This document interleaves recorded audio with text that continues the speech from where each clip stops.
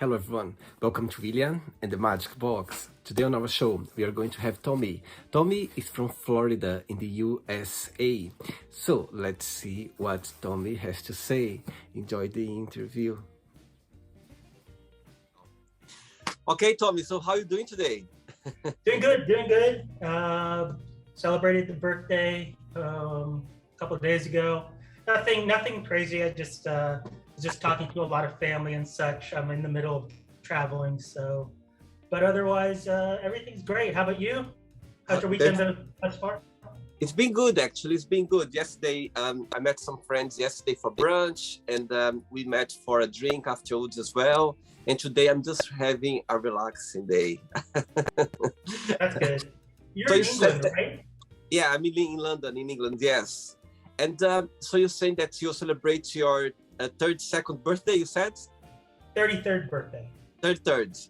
So tell me, do you like birthday celebration for you, or how do you see it? For me, no. For other people, yes. I like celebrating other people's birthday, but not necessarily mine. I don't know. Growing up, we didn't really have big birthdays, so I'm just not used to it. So, I see. Yeah. And how was the day? So did you have a party or just met friends? No. Again, I'm in the middle of traveling, so it was just talking to all my family members. That was it. Just a quiet day. I think I was just Netflixing. So again, just very, very quiet. I haven't met my coworkers yet in person. They're down here in Dallas. So we plan on meeting each other next week. I see. So you are from Dallas? I am not from Dallas. So I came down here for work.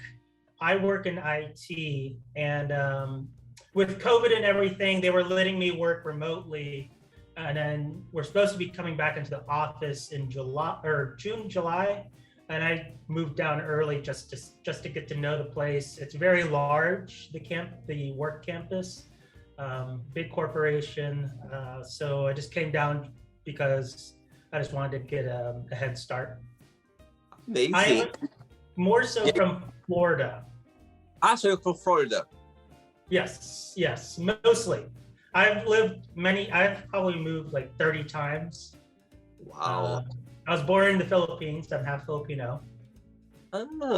Amazing. So how old were you? How old were you when you moved to the US? 2 years old. We actually left. We had to evacuate because Mount Pinatubo erupted. Oh my God! Yeah, volcano. Yeah, just spewing behind me lava. No, I'm just kidding.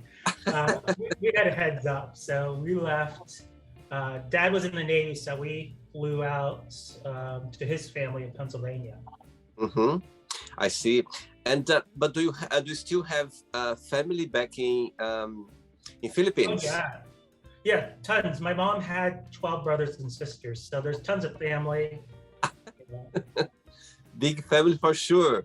Have you got back since you moved to the US? No, I haven't gone back. I wanted to go back, but yeah, they're probably. I wanted to go back, but then I don't know if you're aware, but during COVID, they were the worst industrialized country to be able to handle COVID. Wow. So I'm just waiting for that fallout to kind of settle. My aunt, who's in California, she used to go frequently, but she hasn't been back since. Before I go back, I'm trying to collect as many laptops as possible to bring over to them. So. I see. And your parents, they live in Florida? Yes. So my adoptive parents live in Florida. I see. All right. My mother passed away about over 10 years ago. So. Mm-hmm. I see. Okay, Thomas. So Tommy, so far, you've been in Dallas for a short period now. Have you been there before, or was the very first time? Very first time.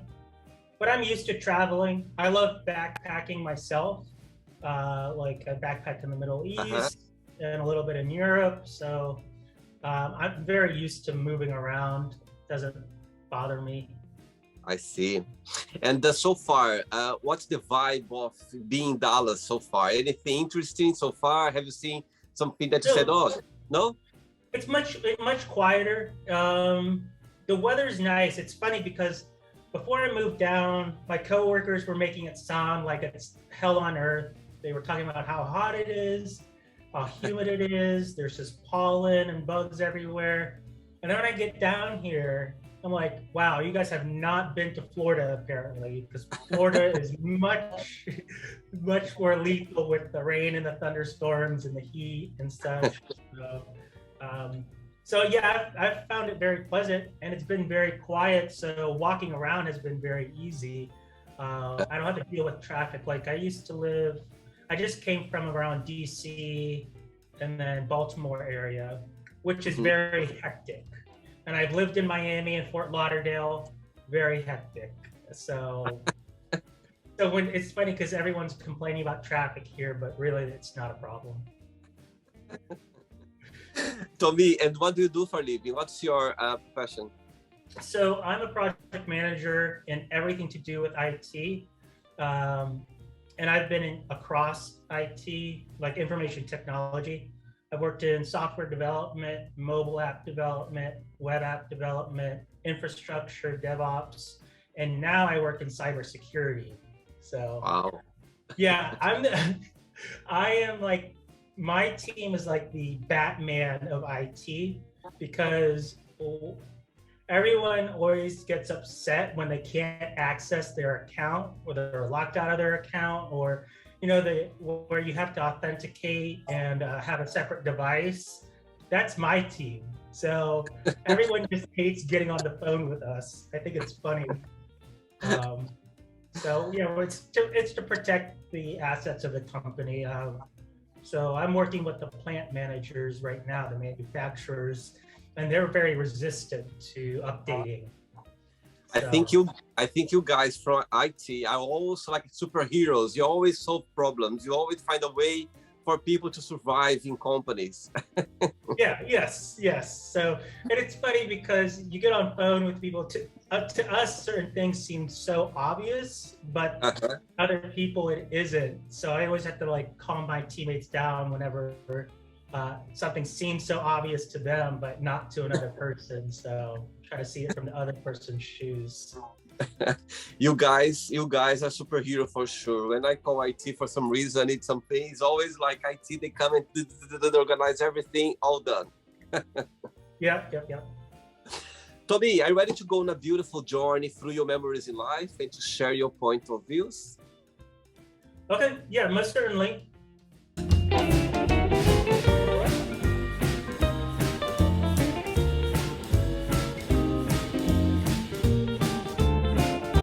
Disclaimer though, I want to give you and your viewers a disclaimer. I have an identical twin. And oh my God. He is hetero. And so if you see him walking around the DC area, Baltimore area with his wife and kids, don't think that he's living a double life. That is that is his life. We're different. On second thought, go ahead. I take back that disclaimer. Bother him and his family. I think they would get a kick out of it. So. I'm glad you said that. Imagine people watch the interview, they're like, oh my God, I think I've seen this Tommy somewhere in another city, and now he's here. I don't understand, something wrong, or should I approach him or not? It's funny because when I lived up there and I would come up and visit him, I'd be out and about, and then his coworkers would come up to me, and it's so funny because we'll have like conversations, and I try to make it so that way they don't feel awkward, and then they realize I'm not my twin, and then they're like, wait, why were we talking for like 5 minutes? I was like, oh, I was trying to make you not feel stupid. So amazing. Right, so I'm just gonna play a song now just for us to move a little bit before the first question, okay? Yes, I've heard of this song.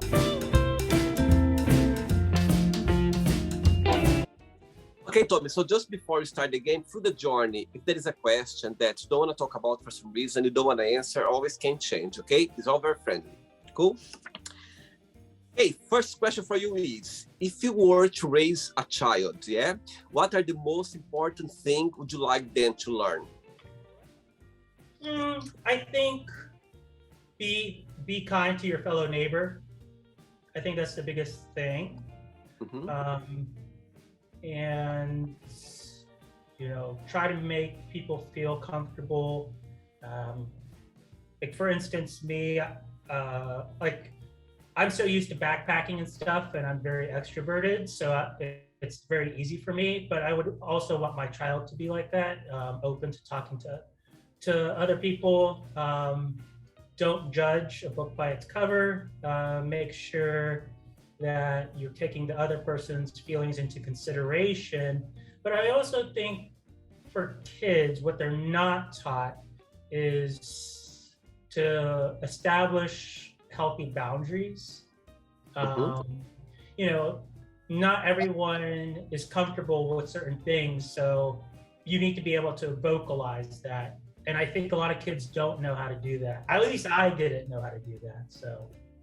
Absolutely. Yeah, it's a good point. I think if children, they were taught that early age, you know what I mean? I think the world would be in a better place if we understood that message as a very young, as a child, you know what I mean? For sure. Yeah. Second question, let's do it. Next question for you is, when was the last time that you cried and why? I usually don't cry very much. I usually tear up, or like get puffy-eyed, but or cloudy-eyed. It would probably during one of my therapy sessions, because I go to therapy, and it's so funny. My therapist always tries to get me to cry, but it's very, I don't know. I just have this barrier of I don't like. If I do cry, it would be I cry alone. So I don't like other people seeing me cry. So I see. I'd say about a month ago would be the closest. Yeah. Okay. Very good. You know what? I will. This is what I will say though. You know what makes me cry? Have you ever seen that commercial with like it's the "Touched by an Angel" song with the pets in the pet shelter? Have you ever seen this commercial? I'm not sure, actually. I'm not sure. But what's about? What makes me cry is seeing other people, or seeing, like if I watch a documentary and I see people suffering or animals suffering, that's what makes me cry. Like my own problems don't make me cry. It's seeing other people suffer. Like Ukraine, watching the news about Ukraine has made me cry a lot, especially because I know a lot of, in the game I play, there's a lot of Ukrainians and Russians, and it makes me cry listening or, reading their stories and such about what's going on and the amount of suffering. That, like seeing other people suffer is just a tearjerker. So. Yeah, I totally agree. I think when you see those tragedies, things very sad, that's not up to you to resolve or to help, or you cannot do anything about. That's when you get emotional. I'm the same as well. When I see those tragic moments, that's where I get very emotional as well. I understand your point. Next question. Tommy, let's do it. Tommy, before the next question, tell me, what do you like the most about your job? And of course, there's always a challenge part as well. What that would be in your opinion? That is my favorite part, is the challenges. It's always changing. It's very hard for me to sit still. I don't sleep much. But being able to help my teammates, help them find the answer. I can't necessarily tell them what the answer is because they're more knowledgeable, but just walk them through. I'm almost like their coach and their therapist. And I will call things to attention to the team that I hear, because a lot of times people don't like to create controversy or anything, or conflict. But I think there is such thing as healthy conflict. If we're hearing two people disagree, usually they'll back off. They just won't talk because they don't want to create that controversy. But we need to get to some kind of solution. So my favorite part is, yes, you guys might disagree or each has their own opinion, but that doesn't mean that we can't talk and come to a healthy solution and an action plan that comes after that in case, hey, we'll try this idea. And then if that doesn't work, then we'll go to the next idea and not be angry if your answer or your thought process isn't the one that we're going to move on with first. I see. Am I making sense with that? It does, absolutely, it does. And I think you are a good manager because you know how to balance and to, restructure those situations. Good one. One of the other managers, I was just talking through with him because he's been on a project for almost a year now, and I'm working with him now to help expedite things. And he's, he always thanks me and such, but he just gets frustrated, and I can tell he's such a calm guy. He's like Mr. Rogers, if you're familiar. And to see him getting upset, I was like, oh wow, I really have to, calm him down and give him some therapy that it's not his fault, it's not their fault. There's just a conflict or of interest where we're cybersecurity. Again, a lot of people think that we're trying to get in the way of their work, but we're not. We're just trying to protect everyone and make sure that we all, the company doesn't lose a lot of money and that we all can keep our jobs. That's our goal. So, yeah. That's very interesting. Next question is, what do you consider most romantic? What I consider most romantic, I don't know. Are you familiar with like the 5 love languages? Have you ever read the book? I've heard. I haven't heard yet. I haven't read yet, but I've had a few guests on the show that they made a comment about this book. So what I would say would be the most romantic now is if someone were to ask me what I found romantic or what I want to do, as opposed to assuming, for instance, one of my exes, I knew liked gifts. I don't like gifts, but I would constantly buy gifts, and he found that romantic. For me, it's touch or acts of service. I find it romantic if you will help me clean. Like, if you, that's what I would find romantic, is like, oh, okay, I don't like cleaning, but he likes the place clean, so I'm going to clean for him. It's those little things. And yeah, I do love going out to, I used to go out to like Walt Disney World and Universal and like, hey, spur of the moment, let's go ahead and let's go. It's those little things. It doesn't have to be anything extravagant anymore. It's just the little things. Absolutely. I think the most simple, the most romantic. You know what I mean? Yeah. And again, it's for me, it's if you clean up after yourself, I'm very happy. If you, and touch is the big one. Touch for me. Very good. Good one. Next question. Okay, Tommy, next question for you is, talking about romantic, what is the worst pickup line have you ever heard?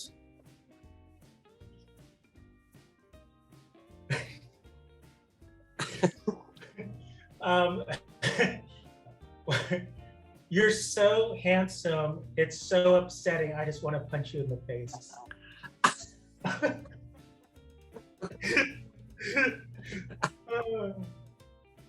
That's a good one, actually. I quite like, actually.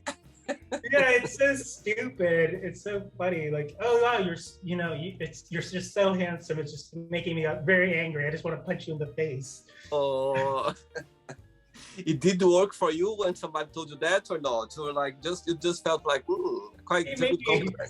It made me giggle. That's about it. It's like, oh, this could be a crazy person, or this could just be a very funny person. But, yeah. I like that, actually, quite funny. Are you gonna start using that now?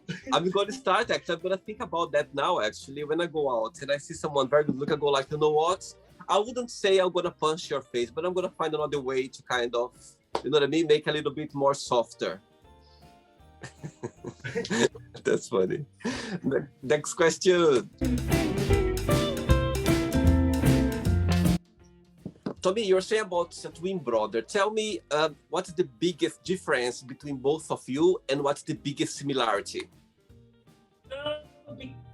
Besides that he's hetero and I'm not, the biggest difference is people would always call him the mean twin and me the nice twin, because I was always very considerate about other people. And he was just very ruthless to other people. Like for instance, are you familiar with the game Chicken Fight in a swimming pool? No? Like, so you have someone on your shoulders, and right. then, and we were big kids, so we would always have the other kids on our shoulders and stuff. And the two on the top try to knock the other person off. Right. And I was always concerned about people drowning. And I remember there's this one girl, very funny, Christine, and I thought she was drowning, and I pushed my brother, and I yelled at him, and she thought it was funny because she's like, "Wow, he's the mean twin, he's the nice twin." Or we both were in wrestling, and in wrestling we happened to be in the same weight class at one time. And we had to wrestle off, and he punched me during the wrestle off, and then he jabbed his elbow in my neck. I still won, but the coach and all the wrestlers are like, "Wow, Josh, you really get violent. Like, you would have been kicked out the match had you done that." And my coach thought it was funny. And then it's so funny because, right, he's so violent and ruthless. When he lost to me, he went into the corner and started crying, like full on crying and stuff. He called me a cheater, and the coach was laughing. So yeah, that's the biggest difference. I think he lashes out to protect. Maybe he's very soft in the core. Me, it's just yeah. I'm just trying to be more considerate. He's mellowed out, especially with the kids. He's not as ruthless. So. And what's the biggest? Yeah. I was gonna say it's so funny because he has a little boy. He's about 2 years now. He's a toddler, but he's known around pre-K. Everyone loves him because he's so cute. But he's known for biting the other kids, hitting them with objects and stuff. And the mom is flabbergasted. She's just like, I don't get it. And then I was like, oh no, he's definitely Josh's child. Yeah, he's violent, and he thinks it's funny. And what's the biggest similarity? Mostly everything else. Yeah, it's funny because they had to separate us. They didn't want us to be like each other, so we always were in different classes. For the most part. But there was a lot of similarities. We both graduated as valedictorian in high school. We both played the same sports. We both had the same friends. So everything else was pretty similar, and we talked. Actually, he just talked to me this morning. I'm pointing like he's as if he's there, but no, we talked this morning. I'm going to talk to him later this afternoon. Because we have some travel plans down to Florida. And who was born first? I was born first. So, are you familiar with the story of Cain and Abel? No, actually. So, Cain and Abel comes out first, if I recall, but Cain doesn't want him to go out first, so he grabs his leg, and that kind of set their rivalry. So I was the one out first, and why my mom's labor was so long is my twin's hand was wrapped and arm were wrapped around my leg. But it's true. This is true. Yeah, it is true. Yeah, yeah, Oh yeah. my God, that's so funny. Yeah, so they had to like re-maneuver him, and I'm like, wow, Josh, you're definitely the evil twin because Cain is the one who kills Abel. Uh, Oh, poor Josh. so he thinks it's funny. So Next question is, what did you want to be growing up? a doctor. Tell me I always about it. wanted to be a doctor, and my birth mother, she became very sick with kidney failure. And so I wanted to be a nephrologist because I wanted to find a cure for her. And then I decided not to be a doctor. It was just too different, very emotional for me because she passed away before I went to college. So, Right. And do you think nowadays, when you look back, do you think you'd be a good doctor now if you had the chance or not? You are happy oh yeah, with yeah, your career. yeah. My adoptive mom, or family that took me in, she definitely wanted me to be a doctor, and I was ever since I was growing up, I was so used to taking care of my mom. I used to, when she was in a wheelchair because she had osteoporosis, I would take her to the appointments. I was very soft and gentle with her. I would handle her medicine. I would 3 times a week, I had to give her an injection since I was a kid, since I was like 10 years old. Because I always wanted to be a doctor, so I would give her injections and such. So, yeah. Very sweet, very nice one. Next question, Tommy, let's do it. Right, next question is, if you could have a cup of tea with a fictional character, who that would be and why? Ooh, there's a couple. One would be Alexander Hamilton before he became famous because of that play, because of that Broadway production. I found his story in high school when we went through American history. I felt like he was the most logical, methodical founding father who was very misunderstood, but he also came from I don't know, are you familiar with his story? No, every question asks me if I'm familiar. I say no, I feel so bad now. So he was very impoverished. He came from the islands and he came over here, and he was definitely a self-made man, as opposed to some of the founding fathers. They inherited money. Alexander Hamilton went through the ranks, and he's a very, very formidable figure. And again, I loved him before the production happened. And so when other people talk about Alexander Hamilton, I get a little sentimental because I'm like, you didn't even know anything about him before Broadway. So You take very personal.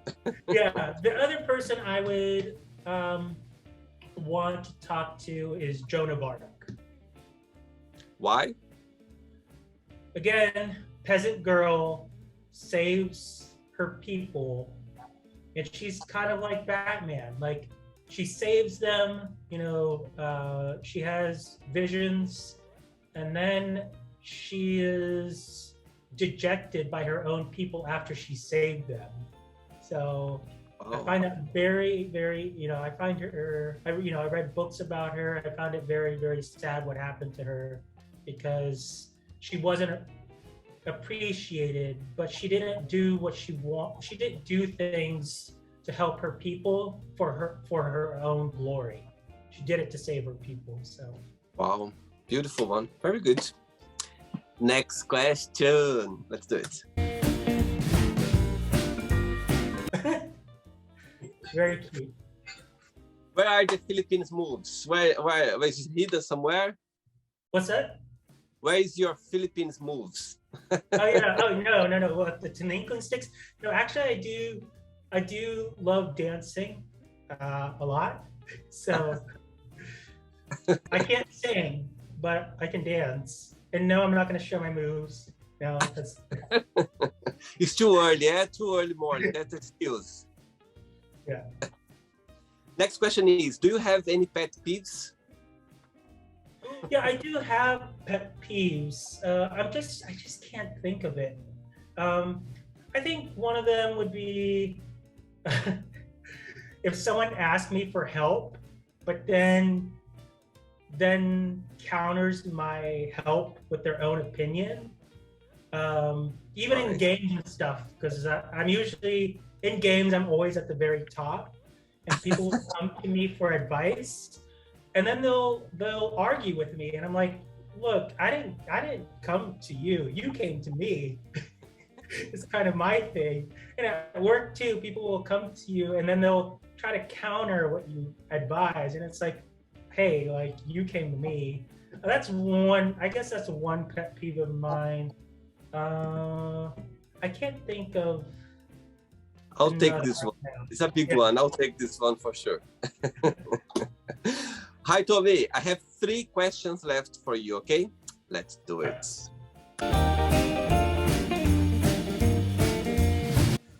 Okay, Tommy from Dallas, in Texas. I mean, new to Dallas now. I'm from Earth. That's what I say. I'm a child of Earth. Amazing. I Right, try to next make everywhere I go home. Like that's why I love backpacking. Like I went to Alaska. I lived there in Alaska a little bit, and met a ton of great people. And I miss Alaska sometimes. I want to go back and visit. So Amazing. Very good. Where do you see yourself living when you retire? no one place. I would be traveling. I would go backpack everywhere that I wasn't able to backpack. And I think that's one of the. I'll give you some advice I received from a lot of folks when I lived in Alaska, because I worked for the tourist industry, which in Alaska it's a lot of retirees because they have more money, and they always would say, do not focus on the American dream. Don't try to save up your money and settle down. Do the things you want to do when you retire. Do them now. Or when I was young, they said, travel and stuff, because, like, for instance, I remember one guy, he had me describe Mount McKinley or Denali to him, and he was blind. And so it was funny because those folks were wealthier, but they couldn't do the things that their wealth could buy them. Like they couldn't go mountain climbing, they couldn't do rafting and hiking anymore. And so they always said, don't focus so much on retirement. Everything that you think that you want to do when you retire, do it now. So that's what I always try to do, is when I save money, it's just for the next trip and not for that grand trip that I'm going to take it when I retire and settle down. So Good point. I love the point, actually, Tommy. Very good. 2 questions left for you. Let's do it. Okay, next question is, where do you see yourself in 5 years' time? I want to be very established in my career, but I also, with 5 more years of experience, I want to start mentoring and starting to teach classes, whether it's at a university or there's so many different avenues now. And I've been approached to teach. I just don't feel comfortable yet, especially, it's funny because when people know you and they know that you're very astute and you're very knowledgeable, they'll talk to you. But first impression wise, older folks, I can tell that they feel like there's no way this kid knows more than me. And I do. So I'm just waiting to be a little bit older, I guess, for that. But yeah, in 5 years, teaching classes, mentoring. I do want to set up like a volunteering program for again, I was with the Zebra Coalition a little bit, for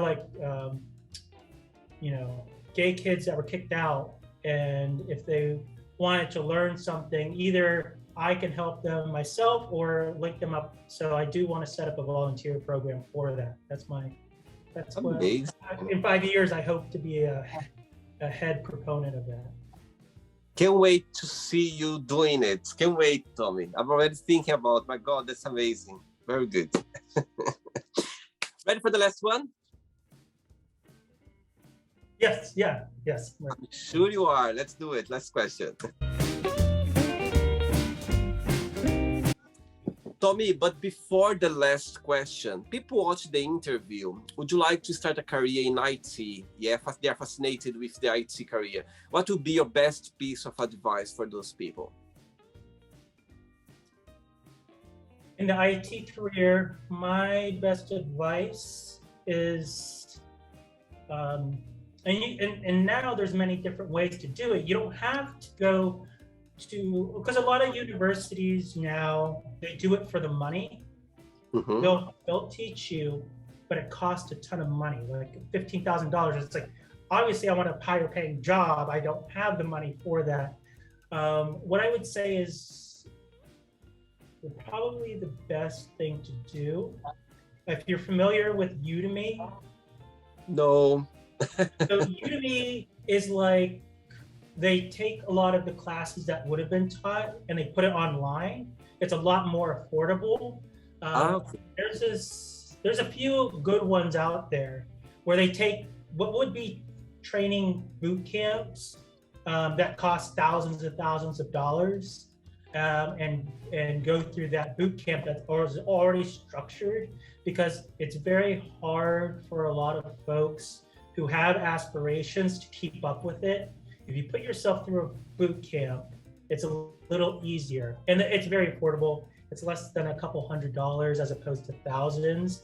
You just need to set a program up for yourself and learn as much as possible and go through that program and make a checklist so that way you keep yourself accountable. Because a lot of times we'll say, oh, I want to do this, I want to do that, and then we end up finding something else to distract us. I think that's the biggest thing for folks getting into IT. And I didn't go to school for IT. I have a business degree, and that is the number one question from a lot of folks. They're like, how are you so high, like on the totem pole, but you're business? And I just said, because I just held myself accountable. I did it. Yes, I didn't go to college for it. So what? So I saved myself thousands of dollars because I held myself accountable. I think that's the biggest thing. And have a mentor. I would say get a mentor, someone who's willing. You can go on LinkedIn. There's a lot of people. Find someone that you think you want to be at where they're at. Join professional groups. So PMI, you can join a PMI chapter. Even if you're not a project manager, PMI is Project Management Institute. Go there. Again, find a mentor. Listen to a few videos and classes. So I would say join a group. Go on LinkedIn. Join a group. Listen. Make sure you go to and again, a lot of chapters will have webinars. Listen to the webinars. And don't be scared. A lot of the people that are doing the webinars want to help. So you can ask them to either mentor you or point you to a mentor or a potential mentor. And find that mentor, get into a boot camp. And there's IT. There's IT groups too, and I would say test the waters before you could say that you're going to be all in, because I've met people who say they want to go into IT, do the boot camp, and then they realize, no, hey, I actually want to be a chef. Whether they're decisive or so don't spend so much money and investment until just exposing yourself and seeing, is this something you really want to do? Because you don't want to be stuck in a career that you don't like. And that's why I didn't get into software development, because as cool as coding was, it's sexy at first, I found it very boring. So I'm glad it did not then. I coach software developers, but I'm not the one, doing all the coding. It's very long nights trying to get things done. Yeah, so I would say do that. And there's again, and then once you've gone through boot camp, I would say work towards getting certifications, because certifications, like I have, I don't know, almost a dozen certifications now. I am constantly, and this is a good thing, but it's annoying, I get bombarded for requests for interviews. And sometimes I'll do interviews just to make sure that I'm up to par to other people. And I'll get job offers and I'm like, okay, no, not really. Just kidding. But yeah. So that would be the next step, is get the certifications, because even if you do boot camp, I've had people with master's degrees in cybersecurity who have a tough time getting to cybersecurity jobs that I have, like especially in what I do, because I have the certifications. That's, to be honest, recruiters look more towards your certifications than your educational background. That's just the reality. And I have a lot of friends that, I give them the same advice, and I try to help them I've helped a few people get their certifications and get them on the right path of a study program. But if you really want to get a career, that's the next step, is you want to get those certifications. Have a good point. I mean, that's how it's like. There's thousands of people looking for jobs always, right? Uh-huh. What does a recruiter look for? Do you have this certification? No, I'm not even going to look at your resume. They just swipe you. It's like LinkedIn is like the new Tinder. Just swipe. Yeah. And I worked in HR technology with recruiters, so I know exactly how recruiters think and how they behave. So my resume, I always make it so that it's easy for a recruiter to scan. And that's why I still get bombarded by recruiters, is because I worked with recruiters, so I know exactly what they're looking for. Very good. Thanks for sharing that, Tommy. Thank you. Long answer, because I do care about other people. If they really want to get into the field, I do want to help them as much as possible. I've had a lot of people approach me personally about it. So. Very good. Last question for you is, what's the most beautiful thing someone has ever said to you? I would say that my therapist, actually, one of my therapists, who I miss her a lot, she was back around DC area, and she actually listened. I do recommend anyone go to therapy, but you definitely want to find a therapist that clicks. I've had therapists who kind of just jot things down, they listen, and then they send you out the door. She would actually listen, and she would relate even her own stuff to me, and she would challenge me in a healthy way. And she said a lot of beautiful things. I can't come up with a single beautiful thing that she said. But it's usually not, I think the most beautiful things that people have said, it's not for their own gain. You're not trying to pursue you in a romantic relationship. It's usually if someone sees you for who you are and compliments you on that, or reassures you. So one particular thing. I think it's more of the intent behind the compliment, or the thing that is said, is the most beautiful thing about it. I've had people come up to me in clubs and stuff and say like, you're handsome and stuff, or say, hey, you're so beautiful, I want to punch you in the face. Those things are funny. I wouldn't say they're beautiful. So does that answer your question? Totally, 100%. I think the most genuine compliments is the one that comes from, you can feel it. You can feel, even though you don't know the person well, but you feel when somebody means what they are saying. You know what I mean? When they are funny, when they are real, when they are genuine, we feel that, even though if you don't know the person for sure. Yeah, the things that make me smile, like inside, is usually if someone recognizes that I've helped them in some way, and I feel appreciated. Usually, that's the thing that makes me smile. Is like someone's like, "Wow, you really helped me with this problem," or "You've helped me as a mentor." Usually, those things are the ones that make me really smile. Beautiful, very good. Tommy, it's not the end yet. Let's play now the word association game, okay? I'm going to give away some words and you just tell me one word that comes to your mind. Quick thinking, okay? So, I hope you are enjoying the interview. Before we do the word association game, don't forget to give a like, don't forget to share this video, and also don't forget to subscribe to our channel. Just click on the button right there. Thank you so much and enjoy the word association game. Family. Unconditional. How about love? Oh, actually, I would say love unconditional. For family. You're gonna like this word. Omnipresent. That means there all the time, always there. One word for money. Monstrous.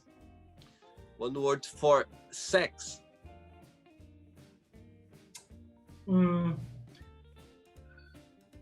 Electric. Okay. Life. Actually, can I take that back? For sex, I would say passionate. I've always been told, wow, you're a very passionate lover. As for life.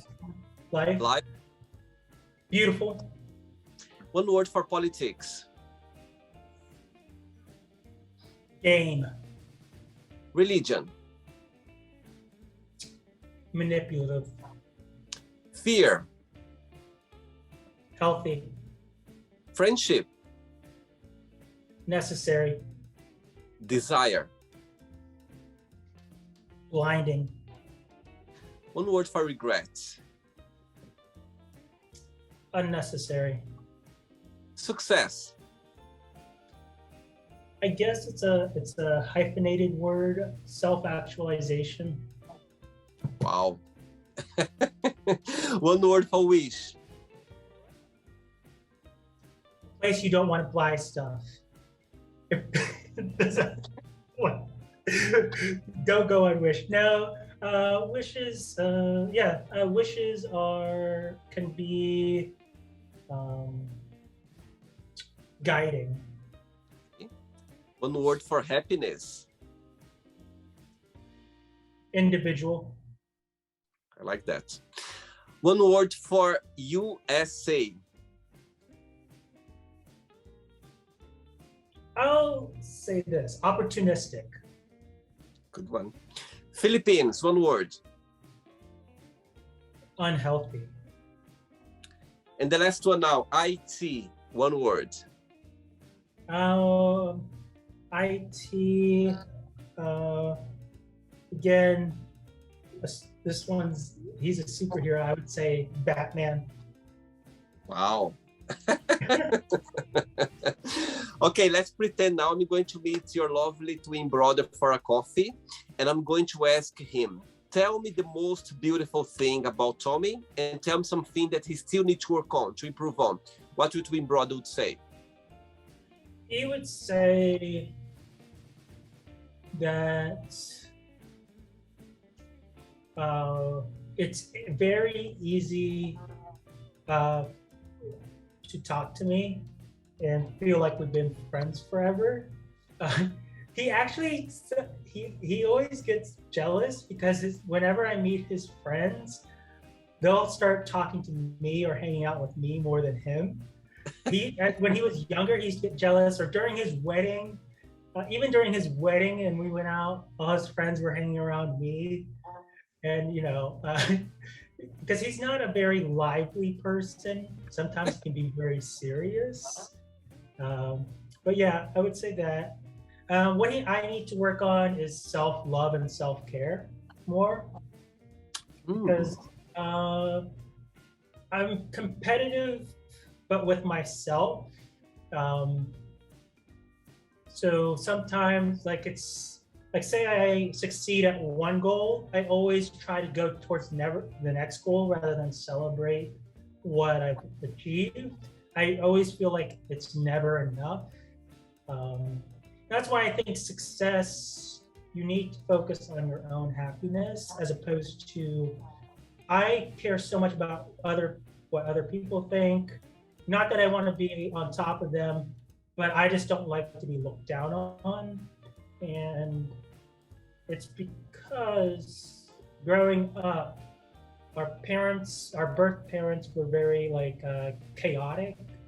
So, and I guess before we kept chasing for love. So that's why I was an Eagle Scout. I did, and they were very abusive too, physically and mentally and emotionally. And I kept trying to achieve these things. At first it was to impress them, but then after I kind of threw that away, I just wanted to impress other people. So I wasn't necessarily doing it for myself. I just wanted people to see me.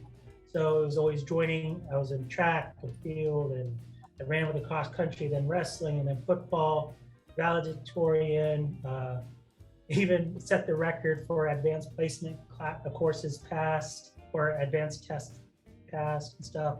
I was always trying to impress other people. And I would say that he thinks that I need to stop that. It's not healthy. So, and I still haven't stopped because I keep trying to get higher up in the ladder with work. Do you see some work in progress regarding that when you think about your improvements? Honestly, not as much as I think I should. I see. Yeah.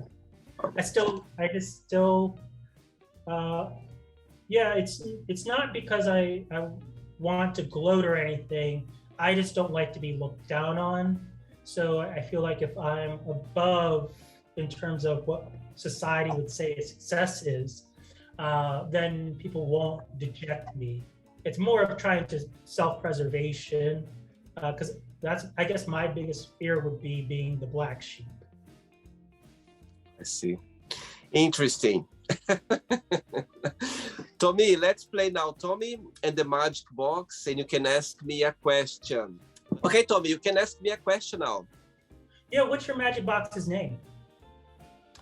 My God, wow, very good question. My goodness. You haven't given him a name? Okay, yeah, you put me in the spot now. Actually, I never gave a name for my magic box, but just because you asked this question, I need to do it now. Okay, so let's think about now a name for my magic box. I would say, wow, I love it. I love being in the spot. I love it. You asked that. I would call my magic box. My goodness, I love it. I just love it, Tommy. Well done. I love it. The name of my magic box is Transparency. Okay. And I would say why. Transparency, because this show, it's about of people, all of us being ourselves. Yeah. Doesn't matter who you are. It doesn't matter what you believe. It doesn't matter what you come from. It doesn't matter your point of views.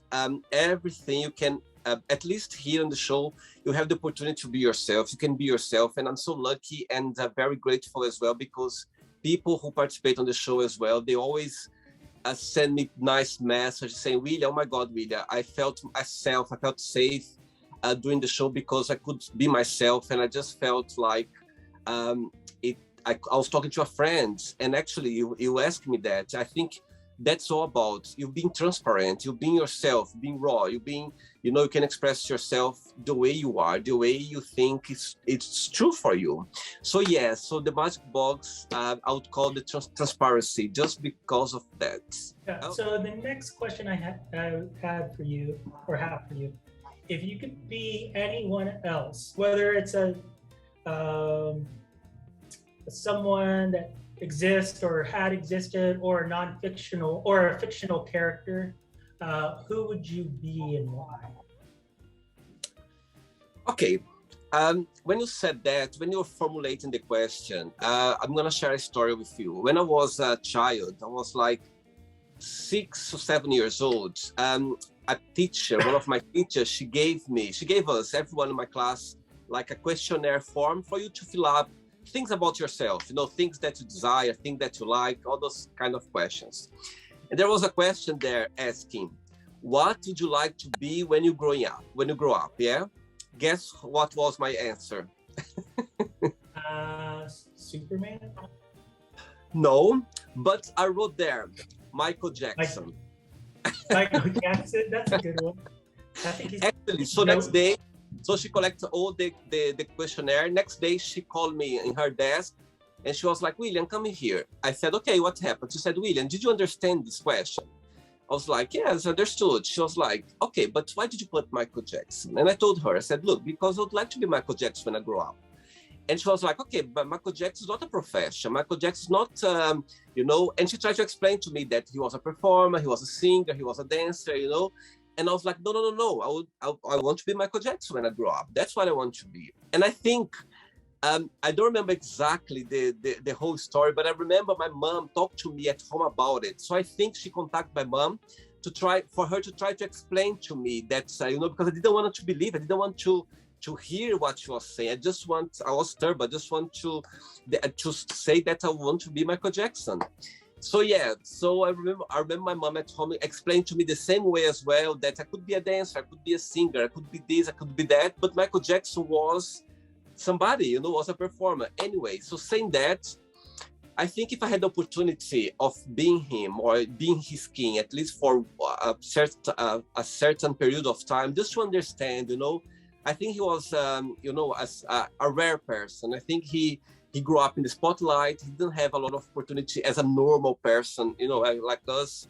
He didn't see the other side of being a normal person, So I think not a normal, but how do you say it? A regular person, like somebody like us, somebody that can make mistakes, people that are not going to be always in the spotlight. So I'd like to be in his skin for a period of time, just to understand how is to be, he still was, you could see himself who he was, even though he had a hard time, a hard life, but there was a beautiful part about him. So I'd like to be in his place for a certain period of time, just to try to understand what was going in his mind, dealing with all those pressure around the world. You know what I mean? He was living literally with pressure on his shoulders all the time. So yeah, I would say that's very empathetic, and that's I think I definitely understand that, because once you're used to being in the spotlight, obviously I'm not on the same level of Michael Jackson. You trip up once, you become the black sheep.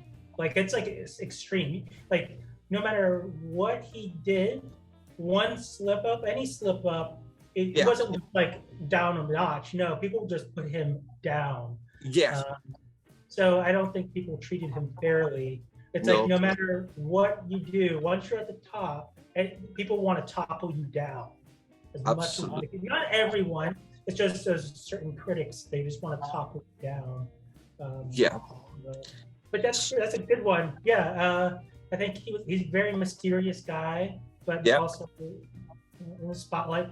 Like, it's funny you say in the Philippines, and it's weird because the United States, where he's from, was probably the harshest group of people to him. Internationally, people still love him.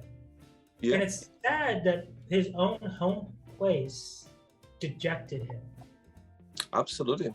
Yeah. Absolutely. Yeah, but his records still sell very well. Totally. He was. I'm sure he wasn't perfect as nobody else, but I think he left his signature in the words in a positive way, I must say, for sure. So yeah, if I could be in his place, just to, to understand a little bit that, and I think it would be a good way of understanding. Tommy, did you have a good time? I did, yes. It was very, very good. Yeah. Love your smile. So. Oh, thanks so much. Thanks for taking the time for the interview. Thanks for being so open. Thanks for being so explain. You know, I was fascinated to explain about IT, about your career, about opportunities, and I felt like I was having a master class. I could be here with another hour, you know, easily. Thank you so much. And before you go, if you can share a positive message or a positive quote, something that inspires you in life. If you don't already love yourself, please learn how to love yourself, even when you fail.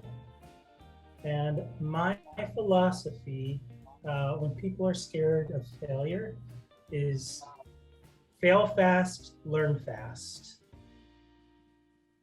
A lot of people are scared of failure, but you're not going to learn unless you fail. Fail fast, learn fast. Absolutely. And it's part of the journey as well, you know what I mean? I think everything counts. And as you said, if you don't love yourself, you cannot love somebody else. So love yourself first, you know, make sure that you're kind to yourself. And beautiful things will happen for sure. All right. Tommy, thank you so much. Enjoy your day and keep in touch, okay? It was a pleasure to connect with you, okay? Thanks so much for the interview. Sounds good, yeah. Thanks, friend. Enjoy the rest of your weekend. And I see you in London sometime soon, okay? Yeah. And again, guys, bother my brother and his family if you see him. All right. Take care. Bye. Bye. So, did you like the show? Don't forget to give a like, to share it, and also don't forget to subscribe to the channel. And if you'd like to be part of the show as well, first, subscribe to our channel, and after that, just go to our website, www.williamandthemagicbox.com, and send us a request saying why you'd like to be part of the show. And I see you there. Bye bye, see you next time.